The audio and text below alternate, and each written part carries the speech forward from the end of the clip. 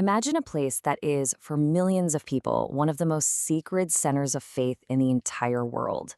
Now, imagine that same place repeatedly becomes a flashpoint for tension and conflict. Today, we're going to try and understand the story of Jerusalem's Al-Aqsa compound.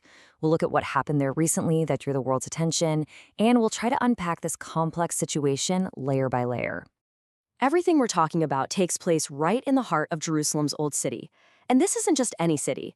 It's like a living history book, where the roots of Judaism, Christianity, and Islam are all deeply intertwined. The Al-Aqsa compound, which is also known to Jews as the Temple Mount, is at the very center of this historic legacy. That's what makes it one of the most sensitive places on earth. For Muslims, this is the third holiest site after Mecca and Medina. It's home to the Dome at the Rock and the Aqsa Mosque.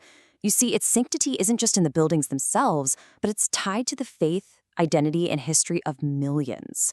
That's why any event that happens here, big or small, isn't just a news story. It becomes a deeply emotional issue for Muslims all over the world.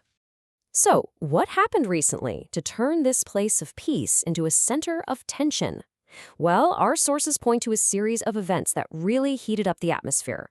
Let's focus now on what exactly lit that spark. It all seems to have started when some Israeli groups visited the mosque compound. Now, to get this, it's really important to understand this status quo. This is a decades-old informal arrangement that says Muslims can worship here while non-Muslims can only visit. Many Palestinians saw these visits as a violation of that status quo, a kind of intrusion into their sacred space. In response to this growing unease, Israeli security forces were deployed in greater numbers. Officials stated this was necessary to prevent violence and maintain order. However, the presence of heavily armed security forces in a holy place of worship didn't exactly calm things down. Instead, it made the atmosphere even more tense and increased the risk of confrontation.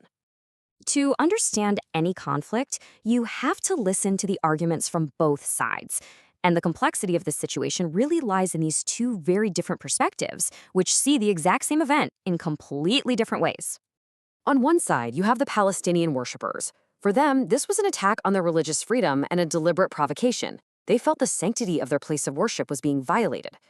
On the other hand, the Israeli authorities argue that their actions were solely about ensuring security so that everyone, from any religion, could pray safely. Amidst all the tension and accusations, calls for restraint and peace began to rise from around the world. In the noise of the conflict, some voices were also talking about solutions. Let's see what path forward is being suggested. Ultimately, the sources we've looked at emphasize that the way to untie this historical knot isn't through force, but through conversation. Peace, dialogue, and an honest attempt at a lasting resolution, these aren't just nice-sounding words. They're perhaps the only practical way forward in this incredibly sensitive issue. And this leaves us with the biggest question of all. How can a site with a shared history be made into a symbol of a shared future instead of constant division? How is lasting peace even possible at this historic site? That's a question we all need to think about.